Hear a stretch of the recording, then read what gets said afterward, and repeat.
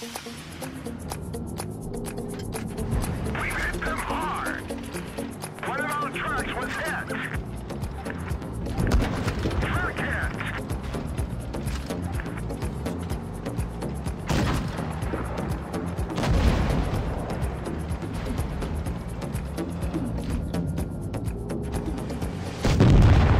Enemy armor is destroyed.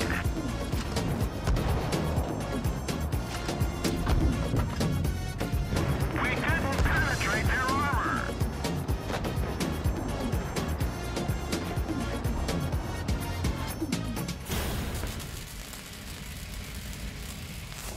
Yes, welcome back, ladies and gentlemen, tankers of Blitz Universe, to the channel.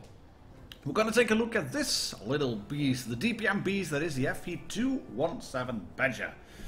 And this tier 10 collectible British tank destroyer can now be yours for the whopping price of 20,000 gold, or pay 25,000 gold, and then you get the tank with the camouflage and a garage slot and 9 equipment slots unlocked and a royal treatment attachment plus the obligatory Night Hunter Legendary Avatar. Quite a hefty sum. I mean, 25,000 gold, it's about 70 euros in total, so you have to shell out quite a bit for this tank. But what do you get actually? Well, I think this tank sits pretty much between the Object 263 and the Jagdpanzer E100. And why am I saying that? It's on account of the gun, which has a 460 alpha and quite a high rate of fire, a better rate of fire than the, or slightly worse rate of fire than the Object 263, which gives it about 300 less DPM, 350 to be more exact, and it has about the speed and maybe not the frontal armor of a Jagdpanzer E100, but it goes about the same speed. It's about as quick as a Jagdpanzer E100, and we all know that a Jagdpanzer E100 is not that quick. That means that it takes you some time to get to positions, like it took me about 1 minute or so to get into a position over here on Faust, and you can also see the armor working wonders while I bounce one shot from the Object 268 and then get shot by the WZ113. Oh, hello VK, yeah, just fire on the move. But with one shot from the WZ. But they're trying to go through my frontal armor. And the frontal armor, that is pretty darn effective. It's not as wickedly armored as the 263, but you're looking at 215 frontally, 152 on the sides, not bad at all, and 38 on the rear. Then again, 152 on the sides. The big guns at this tier, they will make minced meat of you. This tank, however, is not for the faint of hearted, because you can't really relocate like a WZ113 can do, or a Object 268 can, or a 263 can do. You are a bit of a, let's say, a bar fighter, a brawl fighter, close quarters. You have 12 degrees of gun arc, left and right. You have good gun depression and gun elevation. And using that gun depression means you can get that frontal armor into a really effective bunker-like position. I've shown the Badger before on my on the first review when it was first in the game, and then I think it was completely in crates back then. And I kind of advise it. I mean, just don't buy it. Don't buy it in crates. That's not worth it.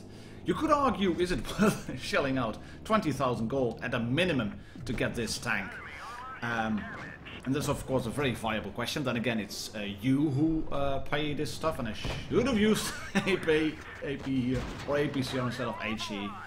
But all in all, I held the line here, doing 4.4k damage, blocking 3,600, which is the equivalent of 1.5 mouse. So in that regard, I think I made this game into a win. But as said, if you look at the offer stat, 20,000 gold, that is quite a lot.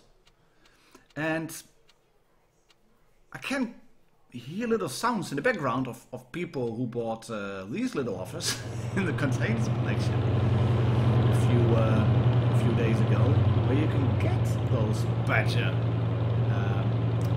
containers with a slight drop chance of getting them. If you buy this, bought this and didn't get anything from it, and then bought them twice maybe in the hope of getting a Badger, then you might feel like Wargaming is kicking you in the back with this purely gold offer of a 100% guaranteed FV217 Badger. And we're looking at Tokagiro Hero. He is driving the Badger with the Esquire camouflage, as you can see, and he's at Himmelsdorf. And I think of all the maps that you can think of there where a Badger would fit, I think 9 out of 10 people would say, well, Himmelsdorf, just drive down Banana Road, park the tank, hide the lower plate, and unleash DPM. So that's what our hero is going to do, straight through the lower plate of that E75. That is a nice roll, 517. Actually doesn't work, yes, hello, no, it doesn't work. Oh, set on fire as well. Yeah, keep burning, buddy. And there's a waffle behind, so that's why he is switching from AP to HE, and is then spotted by this IS-7, is shot by the E75, and is shot as well by this IS-7, and that shows that you have to... go away, ST. Woohoo! There were monsters. That shows that you are indeed a tank that is well armored, has some good frontal armor, but is by no means impervious. Because that lower plate, it has a good thickness, let's be fair, 172. But the big guns at this tier, they pack quite a punch, and they can go through that lower plate with no problems whatsoever. If you have it angled just on flat ground, it goes to 240 to 250 maybe in terms of effective armor. Big gun tank destroyers will punch right through. Heavy tanks with calibrated shells will punch right through. Yeah, you have to keep your lower plate hidden. And if you do that, then you're keeping that frontal armor angled, and those rounded shapes are 280. It's 280 on those little rounded, I don't know, drivers hatches in front. 215 on the plates themselves. 185 on the front plate, just below the gun. But if you angle it up, it goes to 355 on the front plate, and if you completely angle it up and use the maximum gun arc as well, you get the front plate up to 400 mils. And let's not talk about the back 460. It's a bunker. That also means that if you have one of these tanks on your team, please support them. Please make sure that nobody can get behind them as much as possible. And this is a Foch 155 who decided to push in very aggressively. Yeah, good luck, mate. Good luck going through. Yes, you want to go for the lower plate. Our hero goes forward as well. That is an APCR shot then, I think, from the Foch, from the Destroyer, or maybe even high explosive. But the Foch is now trying to shoot, I don't know, the cupola on top. Yeah, there isn't really a cupola. Watch out, buddy, watch out, watch out. Yeah, wiggle the gun, wiggle the gun. 545, that is a premium ammo shot from the Foch. And there comes the waffle to help our hero. Look at what he's doing here. He's racking up the damage. Hello, E100. Yes, can we finish you off? No, 402. Unleash DPM through the lower plate of that E100. Yeah, you have to drive away. HE will wreck you. But he's not done yet. Our hero in the Badger is not done yet. He's going to shoot the E100. Yes, wait for it just a little bit. Great start. Ah, that's annoying. 125 in roll, but Bob kills the turret. The standard B kills the E100. And then the green waffle is providing some valuable support.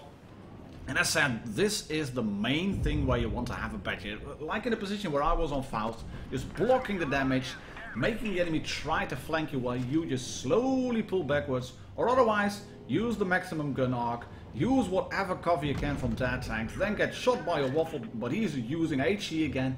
They're looking at the tank and they're thinking it's way too red. I have to use HE, but we can do that as well. There we go, boom, shoot you once, pop adrenaline, go forward, wiggle wiggle, 640 blocked. That's a big gun, a waffle, but he gets blocked by the Badger. And then Takagiro Hero finishes off. 5,673 damage dealt. Nice mastery, Spartan medal as well, as you can see. High caliber Confederate. 1472 in terms of base XP.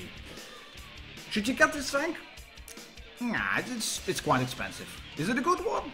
Hell yes, it is. So make up your own mind, 20,000 gold or 25,000 gold for a Badger in tier 10. That's it for today, ladies and gentlemen, tankers of Blitz Universe. I'll catch you all on the next one. Cheers, happy tanking.